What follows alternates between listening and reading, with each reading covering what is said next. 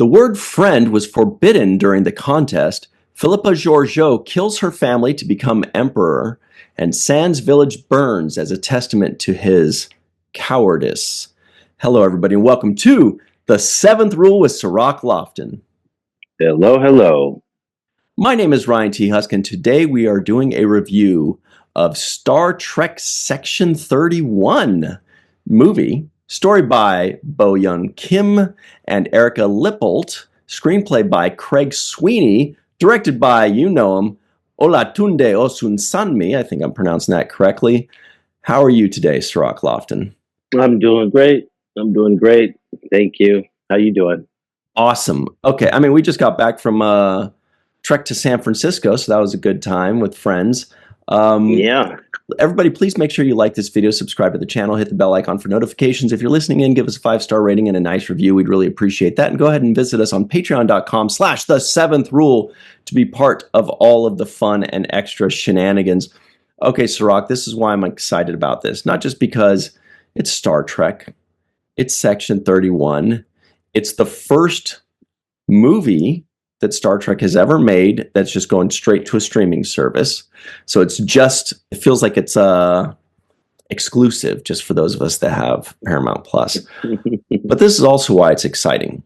This is the first time, really, it feels like you and I are going in on an equal footing. You know, even with like Lower Decks or Discovery, you know, I feel like I've studied up on it, or I know some things, or whatever. When we're doing Next Generation or Deep Space Nine, I'd seen the episodes. This, we're both going in blind. We're just saying, all right, I got 95 minutes. Let's see what happens. And that's why I'd love to know, first and foremost, Cirroc Lofton of Deep Space Nine. You know a little something about Section 31. What was your first impression? First thing, opens up, you're sitting down with your popcorn. What do you think?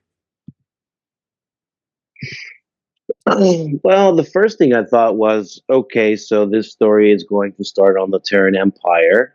I don't remember getting a kind of a glimpse of what that was looking like from that perspective, more like a village outskirts kind of view. So that was the first thing, like where it was opening. I thought, okay, this is what they chose to do, kind of a Mad Max, landscape of various things. Looked like it was beaten down by the sun, caves and tents type of situation, slightly futuristic, but also, not starting in a futuristic place. Essentially, that's what the open for me felt like. Yeah, it felt. I mean, definitely, I felt like this movie was bathed in gold. I felt like all of the coloring was in gold. Everything was in gold. The backgrounds were gold. The lighting was gold. And this planet was gold, like sandy desert kind of beaten down by the sun gold. It felt very Tatooine, I should say, on Star Wars. It reminded me a lot of Star Wars. It also reminded me a little bit of like Saru's homeworld in Discovery. Yeah. It kind of felt very gold-ish. I just kept seeing these hues of gold, and there was like the little particles that are floating around, but it was kind of a departure from Star Trek, the old Star Trek that we know, a little bit more like the J.J. Abrams Star Trek or the Discovery Star Trek, where it's not just, kids playing hacky sack in a courtyard when they're visiting a planet, but it actually feels like a strange, foreign planet. It was very pretty. Yeah, it was pretty, and so that was my first take. Like, okay, so where are we exactly? Here is the Terran Empire or whatnot. Of course, this was like a flashback because we see young Georgiou, who I thought they cast pretty well. I thought that actor played, that part well. That opening scene. So all of that was kind of my intake. Like, okay, where are we going with this? Because obviously, I know we're going to get to a Section 31 scene part and all of this other stuff. I know a little bit about Georgiou's backstory from Discovery, but this felt like something new to me. This felt like completely something new. I didn't feel the backstory from Discovery at any point in this episode crossover. This was just like a whole nother story about Georgiou. That's a good point. There's nothing familiar about it. It felt Yeah, completely brand new. I almost would have been happy if they just didn't even call it Star Trek Section 31. If they just called it yeah, like, Georgiou. the Baram or Georgiou. Yeah, Yeah, because yeah. that's true. It didn't feel like I was watching a Discovery spinoff, for example. Mhm. It certainly didn't feel like I was watching a Deep Space Nine Section 31 spinoff. What Mhm. was the guy's name? Who's the uh dang, I can't remember the. I think it's Kovich or something. Is from the new one, right? Is it Kovich? Well, yeah, I'm thinking of in Deep Space Nine, the guy played by William Sadler. Okay, Sloan. That's what yes, I'm thinking. Sloan. Sloan. Like it didn't feel like a Sloan thing. They seem more like they're, cool time cops or Men in Black, FBI agent kind of things. This felt a lot more like, some people are likening it to Mission Impossible, or Guardians of the Galaxy, Hmm. things like that. So yeah, it's very different. Now, of course, it is a different time. This does take place, I think I did the math, something like 45 years before Deep Space Nine and 40 years before Next Generation. So this is um, before those shows, and 50 years before Voyager, and a few decades after the original series. So Yeah. I think the thing that made it the most different off the bat was that we watched this little girl kill her family. Did I thought of you right there. Yeah. I was like, whoa, Cirroc's going, whoa, what's going on here? Yeah. I mean, I thought that would lend a little bit. Again, part of me is trying to connect this Section 31 movie to what I saw from Georgiou. And I did see Georgiou conflicted and a lot of things on her mind. There were moments where, things would freeze and there was that Mhm. pause in her character as if she was reliving some amazing trauma. And I thought that this would, provide some more depth and insight into some of that. I didn't necessarily feel that based on where the arc of this story went, because it seemed as if she had some redemption in this and was some, you know, there was some closure to all of this. So basically, a full circle of this particular chapter of her life of doing the killing of her parents and brother. Yeah, one thing Um, to keep in mind too, and I think that a lot of people got turned off by that, and I normally would have been, but you have to remind yourself, we have to remind ourselves that this is the mirror universe. This is not Star Trek as we know it. It's the mirror universe where everybody's evil, everybody kills each other, everybody shoots each other for supremacy. So, a kid killing her parents to become the emperor, I guess that's just the way it goes in that mirror universe, right? no, I mean, it's off-putting. It's not the best way to Yeah. backstory your star of your new show, right? Because now it's like I'm not really rooting for you. It puts a different spin on your hero because essentially she's supposed to be the hero of this episode, but now she starts off more as a villain, and now has to be transitioning from the villain into the hero. So it's a weird thing to watch this thing automatically having a dislike for this character, right? This movie starts making you dislike Georgiou from the beginning. I don't see how you could like somebody who's that ruthless and cold blooded. So right off top, you're having this feeling of I don't really like this person, and then they flash forward into her being the emperor, and we have to eventually now work our way back into liking with this kind of reverse way of having a villain become a hero. So I don't know. It's kind of a strange backstory to me, a little bit strange. Yeah. Again, I had to remind myself again that this was the mirror universe. So I have to remove myself from Star Trek. I have to think of this as basically, this is not Star Trek. This is not the Federation. This is not Starfleet. This is not the United Federation of Planets. This is basically, an evil empire of oppression and horrible things. And this is the world they grow up in. And when you look at it that way, or when I looked at it that way, I was like, okay, well, I guess this is what they do. I'm not used to seeing this on Star Trek, but I guess this is them showing us exactly what they're meaning to show us, which is she does not come from our universe. She's not, this is why she's evil. This is why she's a badass fighter. This is why she's who she is because this is the world she grew up in. But moving forward, and I agree with you that I thought that the casting was good and the actress was great that played young Philippa Georgiou. Yeah. I also thought that the story with her and San was a great one. I thought that was really cool. And more on that a little later, because I definitely want to talk about that a little bit more. Let's talk about the characters. I'm going to go on record and say I was shocked when Mel died so quickly. Played by Humberly Gonzalez, I think. Right. Yeah, Humberly Gonzalez.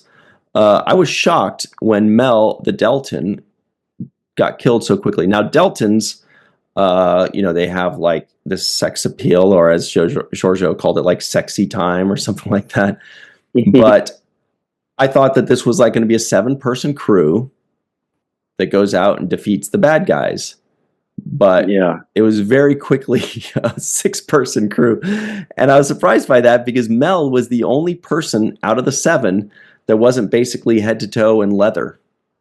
So she was the only different one. So she added a little like color to an otherwise just leather and mechanical kind of group. So I was kind of bummed that she died so quickly. Yeah, and that's where it's hard for us to get introduced to so many new characters from the Star Trek, coming from the Star Trek background. That's why I thought, maybe seeing one other character that we recognize would have helped lean this more in the Star Trek direction than I felt it was leaning. Perhaps like, for example, I mentioned earlier about Kovich. Kovich's character from Discovery maybe could be somebody that we recognize as a face and who just also gets to borrow some of his credibility for Section 31 into this. This didn't have the continuity for me from other things. It really did feel like a standalone. More so than it did have any feel of continuity to Star Trek. Nothing was even recognizable in the Star Trek way when it comes to ships, when it comes to seeing the Delta, for example, or just in general. I couldn't find something to attach my Star Trek background or knowledge database and hinge it to this particular, except for the fact that I've seen Georgiou's character. So, So Kovich, if I remember correctly, he was in Discovery and he revealed at the end, spoilers everybody, that he is Temporal Agent Daniels from Enterprise, a show you still haven't seen yet, Cirroc, and you're going to love the theme song. But it would be cool if we got him back. I think he's going to be in the new Starfleet Academy show. I think, I'm not sure. I know a couple others will be, maybe not him. But anyway, so personally, I was most interested in and excited about the character Fuzz. And I'll tell you why. Fuzz was the Okay. Vulcan guy. He was the one I was most Yeah. skeptical about at first because I was like, what is this? Like a blonde, half blonde Vulcan? That doesn't sound like that. Maybe he's a Romulan. Maybe he must be a Romulan. Then we find out he is a Vulcan. I'm like, that doesn't make any sense. Vulcans aren't known to like express themselves with blonde hair and things like that. But then we're explained that it's a Nanakin that's in there that's controlling him. And I'm like, oh, that's actually a really cool and fun idea. And we actually got to like zoom in and see the little guy and his funny accent. I think he's South African is the actor. So that's what that accent was. And he calls Vulcans Velkins, which I was like, this guy is just all kinds of weird. But I thought to me that was the most creative, character creation and portrayal. I was actually very excited about that character. Did you have a new one that you really liked?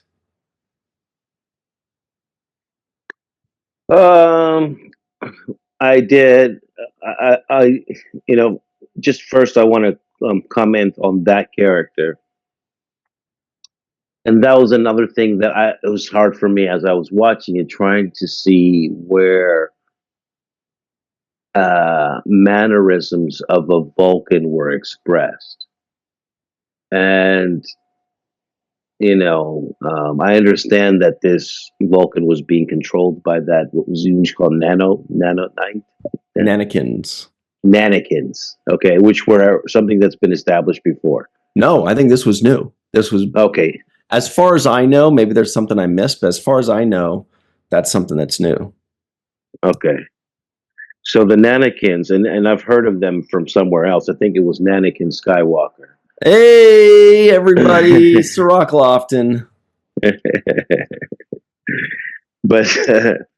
But yeah, I did like the idea of that. I just couldn't get around not seeing Vulcan mannerisms in this character, and that's what I was looking for. I was looking for that, just those facial expressions, the logic, the eyebrows up, the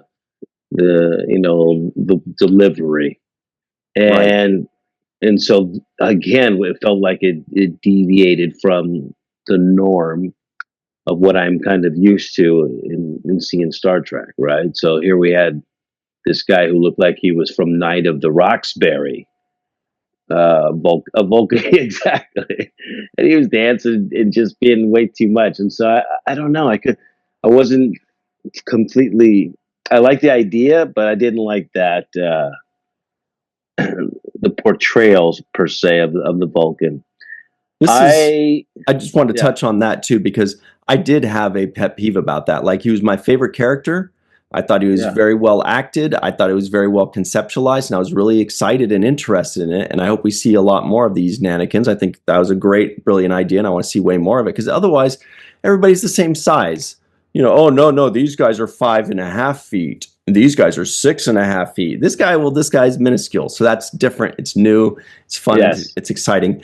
But I did have a pet peeve about it, which is if he's trying to hide inside of a Vulcan and pretend he's a Vulcan and be inconspicuous as a Vulcan, why does he have the blonde streak? Wouldn't he try to make him like the most Vulcan if he's trying to, like, you know what I mean? Like, he wouldn't try to stand out with the different hair color and or like something completely different than every other Vulcan if he's trying to pretend he's a Vulcan. So that was my one pet peeve there, where I was like, that doesn't work with my nerdy brain. Everything else I loved. Anyway, you were saying? Yeah, and that goes along with what I was thinking. Just I needed to see more Vulcan mannerisms from this character. I needed to see more Vulcan.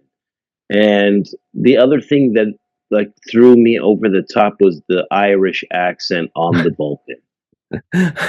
I think it was South African. Was it? But it sounded Irish to me too.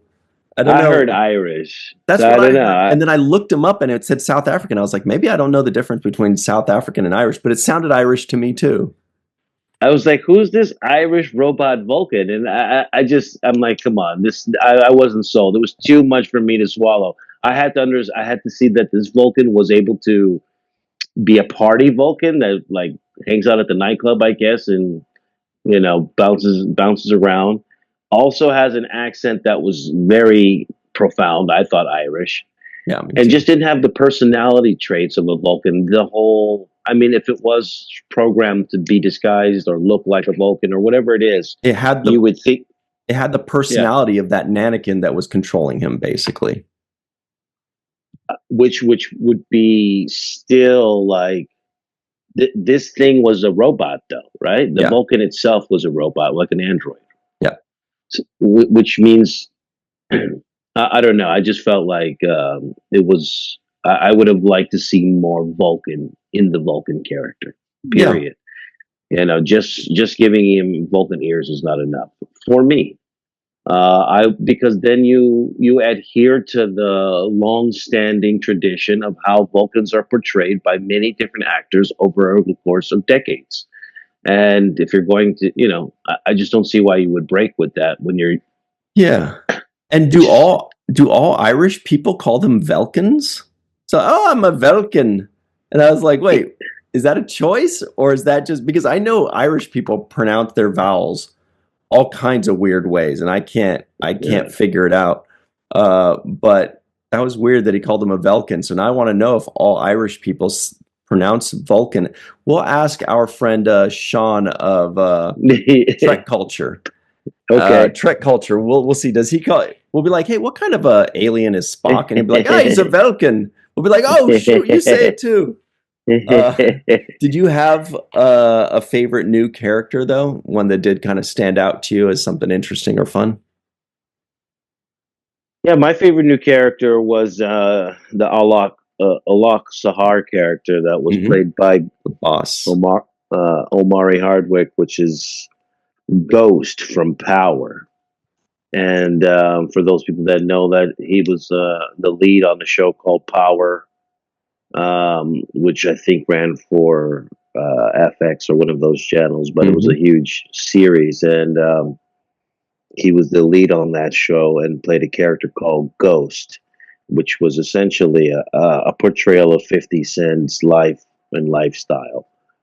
So seeing a guy like Omari Hardwick, who comes from this culture and, who has already played um, a leading role in a very popular black television show when it comes to the African American community. I thought it was interesting that he took on this role, which has a completely kind of different demographic when it comes to Star Trek. So I saw somebody who actually crossed over in that kind of way, and I thought that was great to see. Hmm. It's a good point. Completely different kind of demographic there from Yeah. that to Star Trek. That's a good point. Tell you what, we're going to take our break real quick. And I've been teasing this. I've been wanting to say this, but I felt like I should tease it for the second half. There was something I really liked that I thought was personally the best thing about this movie. And I wanted to kind of give them their kudos for that because I was very impressed with it and very happy with it. But I didn't want to say it in the first half. I wanted to save it for the second half to force everybody to stick around. So everybody, please do stick around to find out my favorite aspect of this show. And Cirroc's too. I'm sure he's hanging on to some nuggets for all of us. We'll be right back on The Seventh Rule. Hi there, everybody. Welcome back to The Seventh Rule with Cirroc, the game changer Lofton. Hello. It's all about the game and how you play it. That's some people would know that as a wrestling song from anyway. So here are the trivioids of the week. Motorhead is the band that sings that song. The trivioids are: the word friend was forbidden during the contest. Young Philippa Georgiou kills her family to become emperor. Sand's village burns as a testament to his cowardice. I use the air quotes because he wasn't a coward. Philippa Georgiou eats an eyeball. Cameloids are the only ones immune to Delton's sexy time charm. And a monster with regrets is useless. Okay, so Cirroc, Yeah. there was one aspect of this, as an armchair screenwriter myself, I've taken plenty of classes and this and that. So I look for certain things, and every once in a while there's something I go, hey, that was really good. And I thought it was very good that the big bad, the villain, was San. I thought that was very smart. It was unexpected to me. I feel like I should have thought of it, but I didn't. And I was very pleasantly surprised when I found out that this guy who tried to be emperor, but then fell in love with Georgiou and had this beautiful love story, and then she betrayed him, and she treated him like trash until he finally faked his death just to get out from under her foot. He seemed like such a pitiable character, and we were rooting for him, and we're like, "Ah, oh, you finally did it." And he turns out to be the big evil guy. And then when he does that, I was surprised, but I also thought, wow, that really makes sense. That works. Of course, he was going to grow bitter and have this love-hate relationship. He was also closest with her, so he knew all of her secrets. I just thought it was a brilliant move. I thought that was, to me personally, I thought that was the best part of the script. It was the perfect villain, and it was the perfect surprise for me.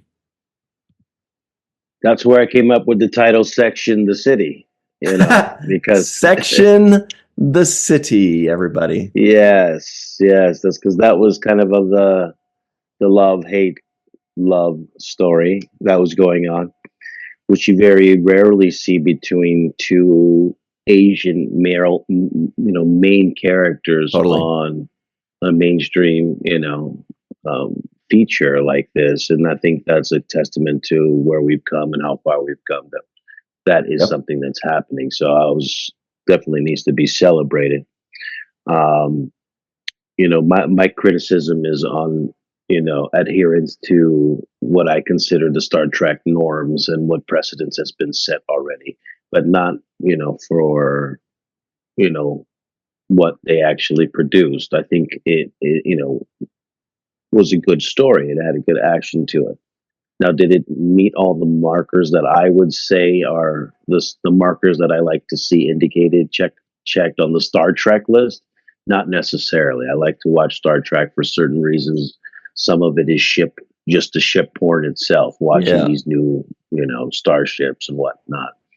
Some of it is to see the uniforms and to see what kind of upgrades and changes in design in the uniforms. So we didn't get any of that as well. So in those checklists of things that I have when I'm kind of watching a Star Trek, I felt like I was left, kind of in a position where I wanted more.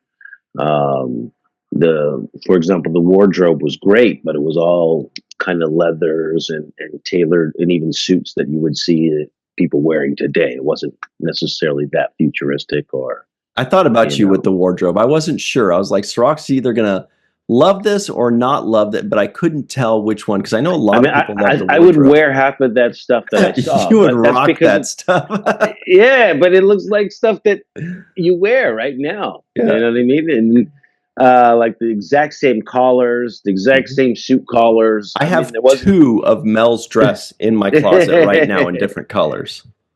Now, I'll give her that I really enjoy. I loved her costume at the end. I thought Michelle Yeoh's crystal dress that she wore at the very end scene with the Hmm. high arcing kind of shoulders that came up looked a little bit like Maleficent or something like that, but it was in a crystal design.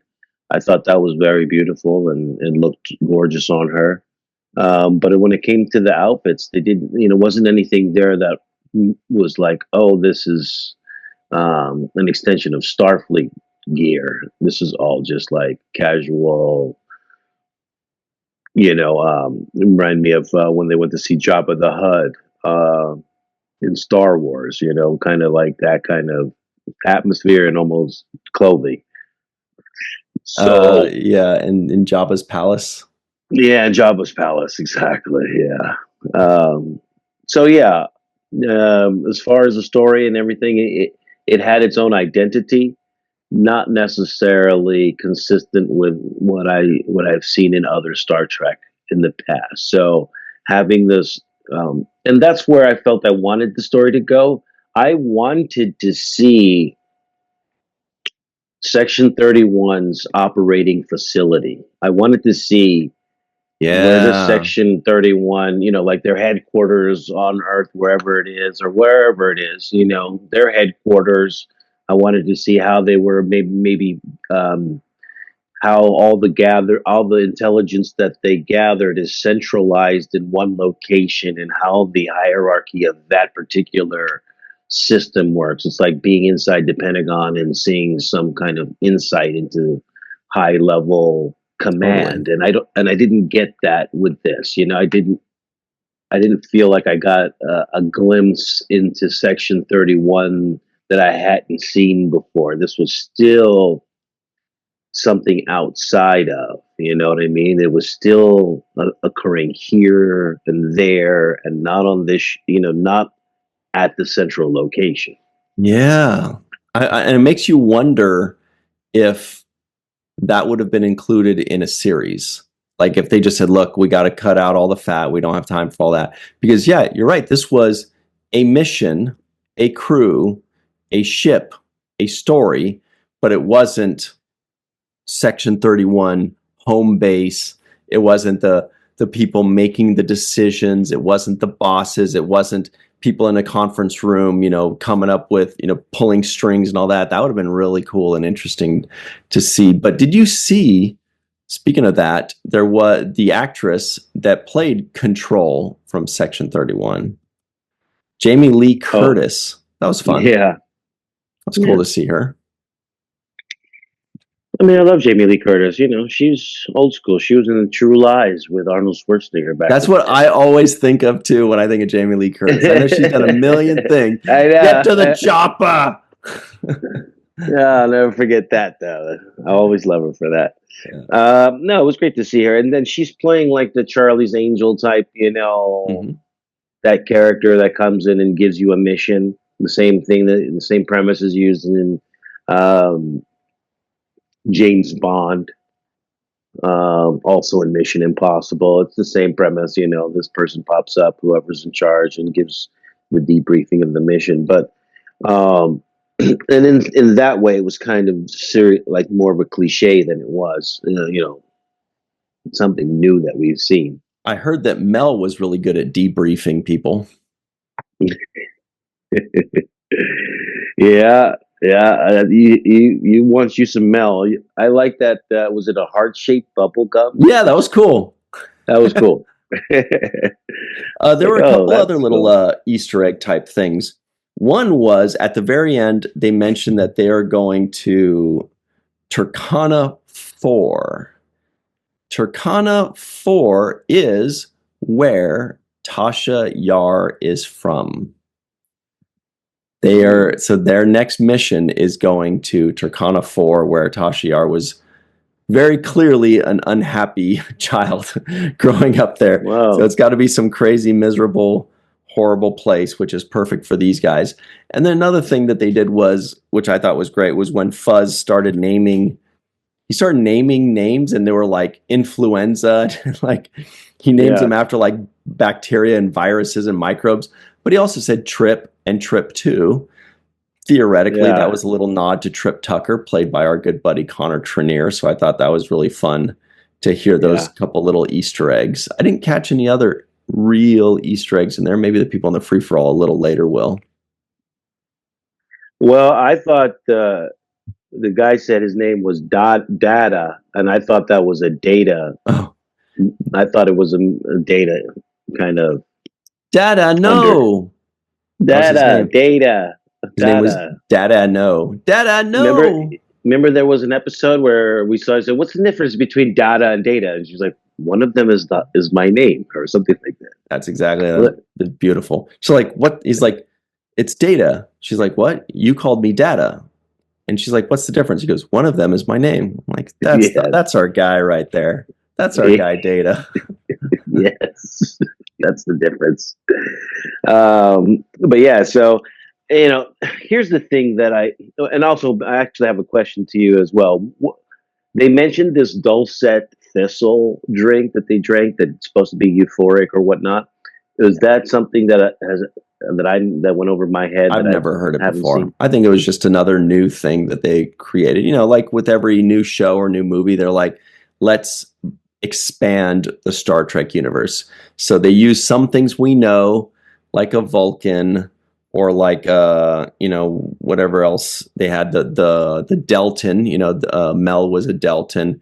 Cameloids I think had been mentioned once before, but I don't know if we'd seen them. You know, and then they create new things like nannikins or like this, thistle Dulcet thing. Thistle. Yeah, Yeah. I'd never heard of that before. I thought that was new. Okay. Yeah, but I did like the special effects that came with it because it was like, you drank it and these little things were coming out. It was Ice pretty cool. icicles, yeah, that was nice. That was pretty Nicicles. cool. Yeah. So I've noticed that a lot of people are not liking this movie because I feel like it's just such a departure from what they're used to with Star Trek. And not just Hmm. that, it's such a departure from what people are used to with Section 31. We know what Section 31 is. We've seen it. We love it. And this is very different from what we know as Section 31. So Yeah. I can understand that, people's frustration.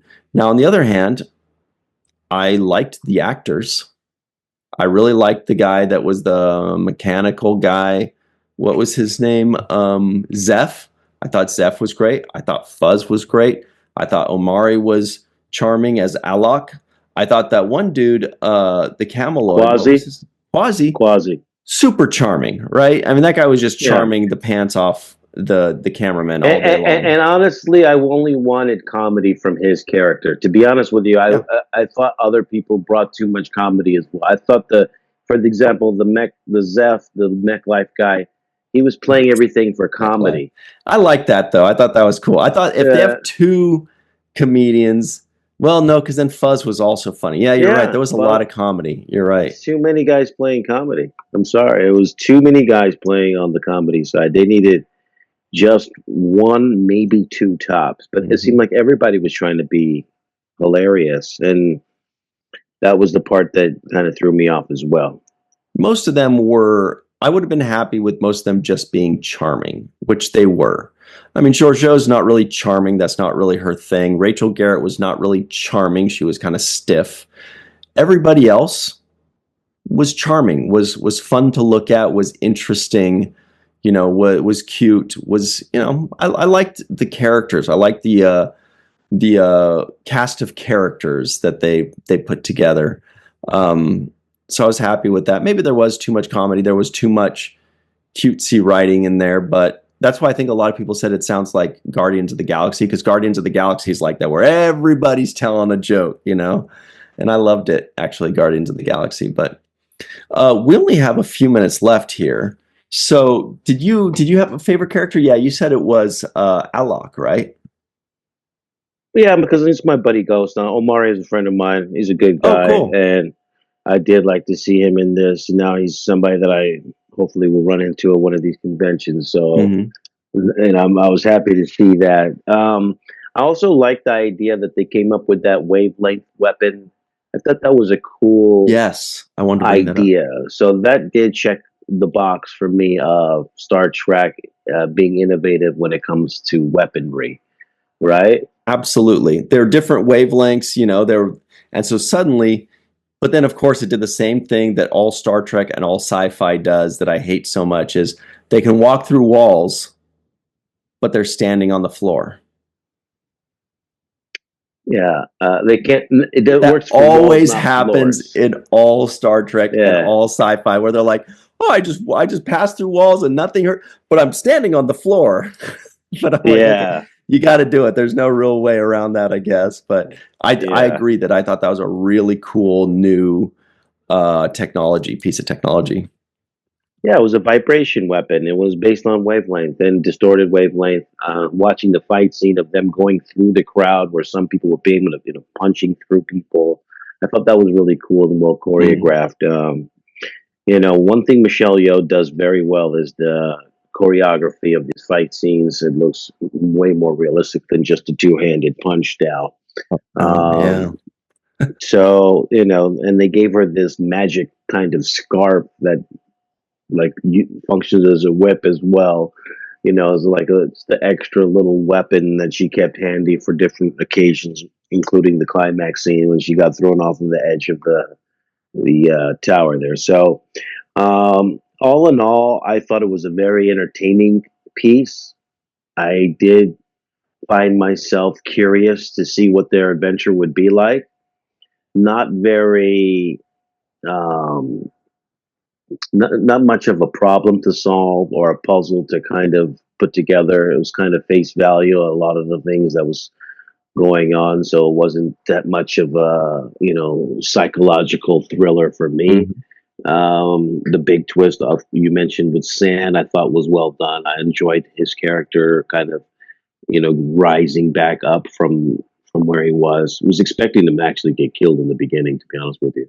Yeah. Um, but but I think the biggest takeaway for me is I will if I had to gauge percentage Star Trek that this gives off vibes wise to me, it's going to be lower than other things. I didn't get that much Star Trek vibes, even though I was entertained. Hmm. So I got one. interestingly enough, when you look at the title behind you, Michelle Yeoh's name is above the title, so she's got top billing, and Section 31 is in large font. And the Star Trek is really small. It's kind of squeezed Hmm. in between Michelle Yeoh and Section 31. And that's actually how I felt was indicative of the movie. The Star Trek was very small, squeezed in there, but it Interesting was point. like, it was there. Yeah, there was one thing very quickly that it did very much like Star Trek, and I noticed it at the end, is that when they're flying the ship, they were still talking like Starfleet, where they're like, shields down to 34%, releasing docking clamp. This now, like, wow, even like rogues and thieves and murderers are still using like the Starfleet lingo, like they can't escape it. The other thing that I thought that this movie did well was it kept me curious. I kept going. I did find myself constantly wondering what's the next scene, what's the next thing. It was kind of a page turner in a lot of ways where I kept finding myself being curious about what's this, what's that, what's next, what's going on. So that's always a good thing. But we're almost out of time, so very quickly, home run of the movie, Cirroc. Who gets the home run of Section 31? um, you know, it's hard not to give the star of the movie the home run. Home run's going to go to Michelle Yeoh, who ended up getting a spin-off based on another person's show. So kudos to her showing up and delivering that much interest in this character. Um, Also for bringing interest into Section 31. I would have loved to see some kind of.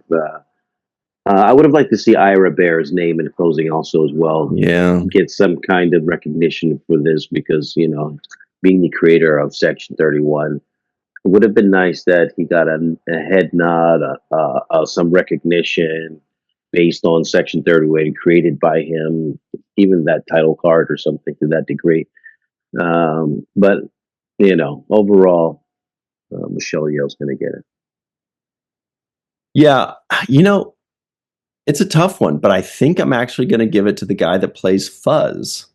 Sven Roygrok, what was his name? Let me see. Yeah, Sven Roygrok. Just because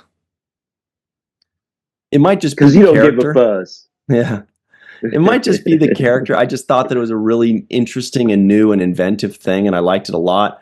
I liked that he ended up becoming the mole. I just thought that I didn't think I was going to like the character because I came in most skeptical about this Vulcan with the blonde streak. I'm like, that doesn't even make sense. I don't get it. And it was also a pet peeve of mine, something I didn't like. But other than that, I actually thought that the character was very creatively made, conceptualized, and performed. So I think I'm going to give it to him actually. And also the actor that played San.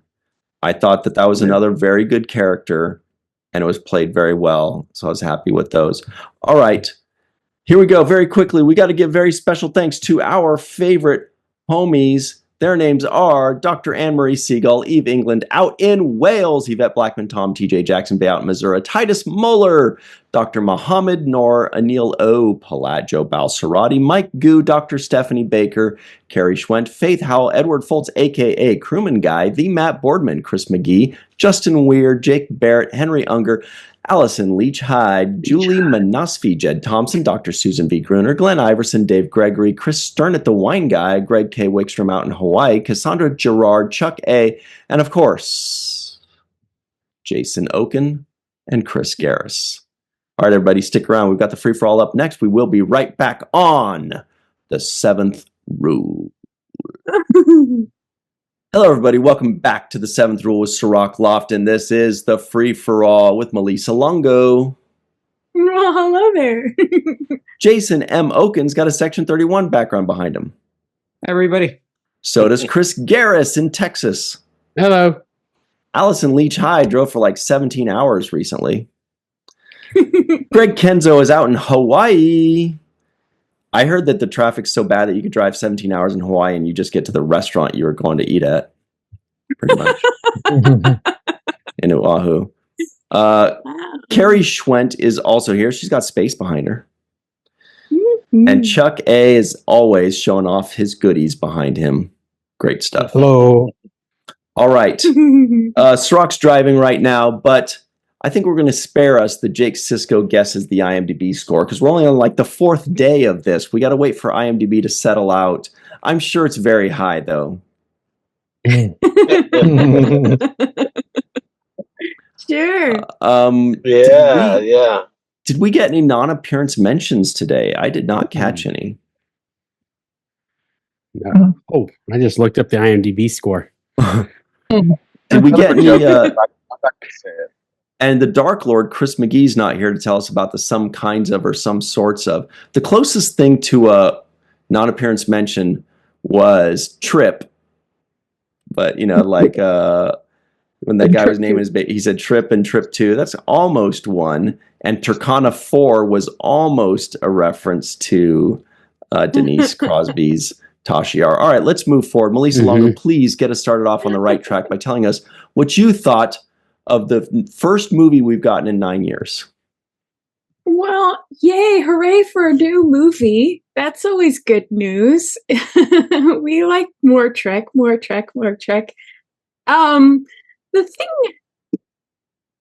thing that I really like about Trek and what I treasure about Trek is that no matter what story is being told, they usually pose some kind of question, unanswerable question that one has to ponder and one thinks about and one questions.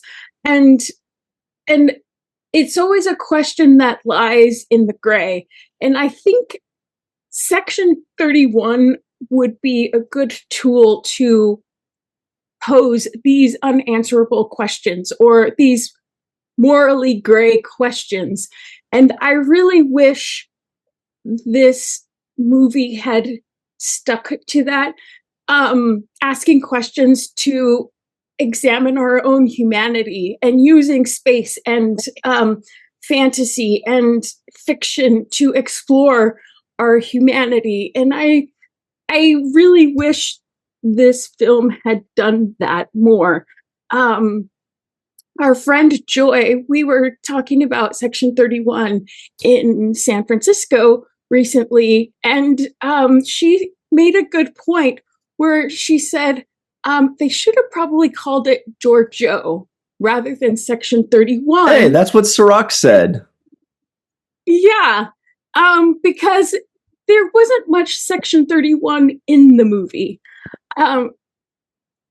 So, yeah, it felt kind of disjointed to me. Not kind of, it felt like a disjointed movie to me where I didn't know where the through line was. I didn't know who really to follow. And I didn't really get much character development from anyone. And I would have liked to see more. And I would have liked to see a movie probably focused more on Georgiou and that love story between her and San, and to see her layers and what makes her complex. And I feel like this movie just painted her as an action figure. rather than a whole person.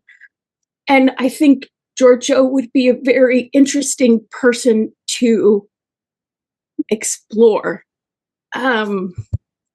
because of where she came from, because of how she grew up, and because of her roots.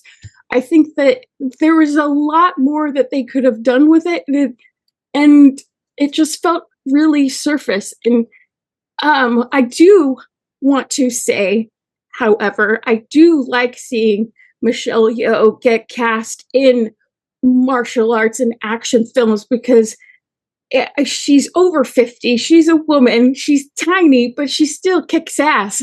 And I love Michelle Yeoh. I love seeing her in other things. And I think she's a very talented person. I'm just not sure that this film utilized her skills to the best of her ability. Thank you very much, Malissa Longo. Great stuff as always. How old is she? She's 62. Whoa! That's awesome. That's what I read. Pretty awesome. Yeah. Thanks very Wow. much, Melissa, and good knowledge, Chuck A. All right, Jason M. Okun. Well, what'd you think of this one? Favorite movie so far? What do you think? Oh, it certainly is. And I'm still waiting to see Star Trek. Maybe it'll show up at some point. I mean, whatever that those 100 minutes were, there were not 100 minutes of Star Trek. There were elements of Star Trek. There were names, races, and maybe characters. But I'm still waiting to see what Star Trek is all about. And Melissa kind of alluded to that, to some degree. And when you watch a movie, there are various components to it. There's the writing, there's the acting, there's the cinematography, and the score. And I'm trying to see what you can highlight in all of this, and I am having a hard time with all of that. I think cinematically, at least the first scenes at the beginning looked rather interesting with lens flares. I mean, it was very nicely cinematically done, and unfortunately, I think it went downhill from there. I found the plot to be highly predictable, and it's at some level, maybe it's a good thing that this was only a movie, because if you're to stay with these characters for a while, you have to sort of be sympathetic or like them or just care about them, and I'm not sure that I do, for various reasons. And there's a lot more to say about this, and rather than go on and on, I'll leave most of what I have to say for things left unsaid. I was just thinking about that. Oh, man, Things Left Unsaid is going to be lit today, I'm telling you. Thank you very much, Jason M. Okun. All right, Chris Garis out in Texas. What do you think about this movie? So, okay, is it a great movie? Is it the best Star Trek movie or movie ever? No, not at all. But in the same breath, they had planned this as a series. So 10 episodes, 45 minutes roughly. So that's, 450 minutes of content that they had to squeeze into 90 minutes, basically. So yeah, absolutely. Things are going to get cut. People aren't, characters aren't going to be, fully fleshed out. Some of the stuff I'll say here, which is, I can even here or there is, yes, some of the accents, I'm just like, what the hell, on that. But, after watching it, the best way I could sum this up was it was Mission Impossible meets Star Trek, which honestly I actually enjoyed because I've liked the Mission Impossible movies. You open up with basically here's your your mission if you so choose to accept it, and then they do that again. So they've left it. Now, will it ever get a second part? Probably not. But I feel like they were trying to get as much content in as they could, and prepare us. Maybe we could get a sequel. Unlikely, but and that's just where I felt like they were just trying to do what they could. Yes, is it Star Trek? Not really. Yes, we have the mentions of the Federation and Starfleet, but but again, they're on the outside of the Federation. So it's, I felt like they were, again, if they'd had more time, but then we'd had a 5-hour movie, they could have built up the Section 31 aspect of it more. So that's where it was just, you had that loose tie-in there. So, I mean, yeah, is it a great movie? No. Lens flares, I can't stand after like the second one. What the hell? Why do they need to do that? Someone I saw said, one, okay. Second one, we can still forgive you, but by the third time, no, you're done. And and Georgiou's character, also Hunger Games, anybody? Yeah. So it's, I think we just have to kind of give them a little, leeway with, they were taking a series and condensed it into a 90-minute movie. If maybe we would have had 2 hours, they could have explained some more, but don't get me wrong, I was not expecting the opening to go that way. But again, I mean, she's the Empress, so I'm not surprised she did that. Now, did we need to see that? I don't know. So anyway, again, it's Mission Impossible meets Trek, and they left it open for that. So, but we'll get into the nitpicks later. Mm-hmm. I did, to Chris Garis's point, I did feel sorry for like the characters that died, like the guy. What was the mech guy's name? Zeph. Yeah. I was thinking, what if initially he's like, okay, my character dies in the 8th episode. That's cool. I get 8 episodes of Star Trek, but then when it transfers into a movie, it's like 37 minutes. Poor guy. I mean, anyway, thanks very much, Chris Garis. Great stuff. Allison Leach Hyde is out in New Mexico somewhere. What'd you think of this one? Is it my favorite? No. Do I have least favorite Star Trek movies? Yeah, I do. It's not Really? the worst. So, yeah. But what I do really love, costumes were gorgeous. All of them were a ton of fun and very intricate and great to watch. Special effects were beautiful. The space station she's running in the beginning is super cool. It felt like a bunch of Mobius strips put together, which I thought was really awesome. And getting, a little bit of history on Rachel Garrett is fun because we love her. So getting a little bit extra for her is fun. I would have enjoyed seeing her in the series, getting more and more background from her. And so that's always great, getting more background from even, one-off characters that we really love. And again, getting more of Rachel Garrett is fabulous because we know she turns out as a fabulous captain who does really well. So getting a little bit of background is great. And blue hair on anyone is fun. So I also did really enjoy getting more history on Georgiou.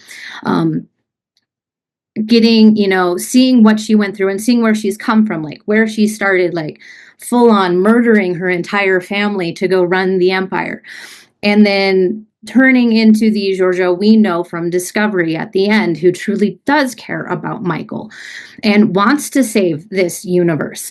So that's cool. So, we do see her character arc. Of course, we don't get this for the rest of our characters. And I do feel it is the fact that this show has kind of been stuck in development hell for 6 years. Yeah. I mean, it got announced in 2019. Back before Michelle Yeoh won an Oscar. So she had more time that she was probably going to be available to do a full series and maybe even another season or 2. And since now she is so in demand, it had definitely shortened the amount of time she is available. So I feel lucky we even got anything on this. So more Georgiou is always better than no Georgiou. So that's how I feel about this. Mm-hmm. Great stuff. Thank you very much, Allison Leach Hyde. All right, up next, we're going way out to Hawaii, where it's practically like dawn over there. What's up, Greg Kenzo? What do you think of this one? What's up? If I had to sum up this movie in one word, it would be unfulfilled. It's like it has potential to be so many things. Like Chris said, it was planned to be 10 movies, right? 10 episodes. Probably. And it felt like, yeah, there was so much that was just glossed over that was, but there were great parts. As Allison said, she mentioned all the ones that were pretty much my favorite. I did like the mine carts moving. It kind of reminded me of Hitchhiker's Guide to the Galaxy, the end of it.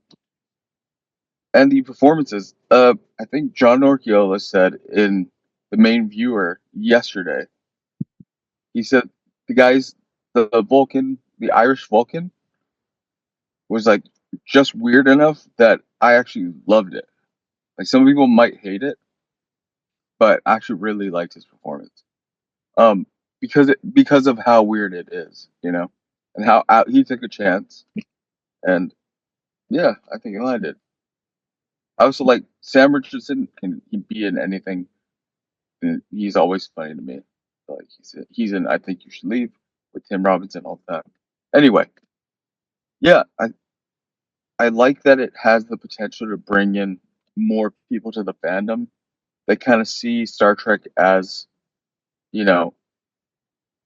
like everybody thinks it's kind of like a goody type of show, buttoned up, and this has the potential. Although I wouldn't consider it, Star Trek because it's not really supposed to be. It's Section 31, right? Mm-hmm.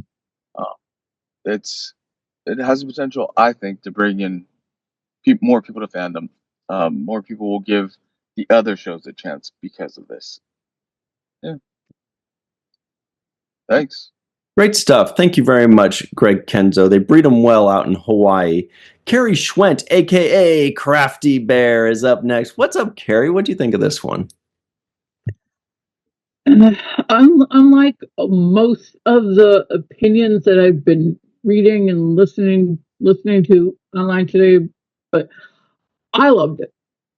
I absolutely enjoyed every single second of it. Give me more Georgiou. I've been a fan of Michelle Yeoh for ages and ages. She made sure this project got made at all, and I love her for that. I want more of it. I would have loved a full series getting to know the other characters, and I kind of want that Doom doll at the end. That doll cracked me up. Reminded me a little bit actually of a recent episode of TNG that we reviewed with Picard stuck in the turbo lift with the little kids, and the one kid that kept saying they were all gonna die. That doll reminded me of that kid from that episode. And as far as this not being like Star Trek, there's more to Star Trek than just Starfleet. There's the dark corners, not everything is bright and shiny. Some of it's gonna be a bit rough, and that's okay. We need the variety. If everything was bright and shiny, it would get boring really fast. That's kind of how I feel about it. Just reading and listening to some of the negative opinions today and last night just made me sad. And I don't like to be sad. I like things that make me feel and things that make me laugh, and Fuzz and that awesomely cheesy Irish accent. He made me laugh when his wife shows up at the end with the Southern accent. I just laughed out loud. I want to see Mr. and Mrs. Fuzz get together and have a little verbal sparring. I guess they will probably have to do that in my head. And my favorite part that also made me laugh was Georgiou's and Rachel's brief conversation about chaos and letting it in, making out with it for a while, and Rachel just embracing that, saying chaos was her friends with benefits. and just rolling with that. That brought me joy, to be honest. And of course, I would not be who I am without creating a limerick for the occasion, and listening to a panel with the 6-31 cast that was recorded gave me a couple of ideas. And this is sort of how I imagined a poetic description of Georgiou would be like, potentially from, I have no idea how to Alec, the main guy. I can't remember how to pronounce his name for the life of me. Alec. Yeah, him, Alec. This is how I imagine how he might potentially introduce her.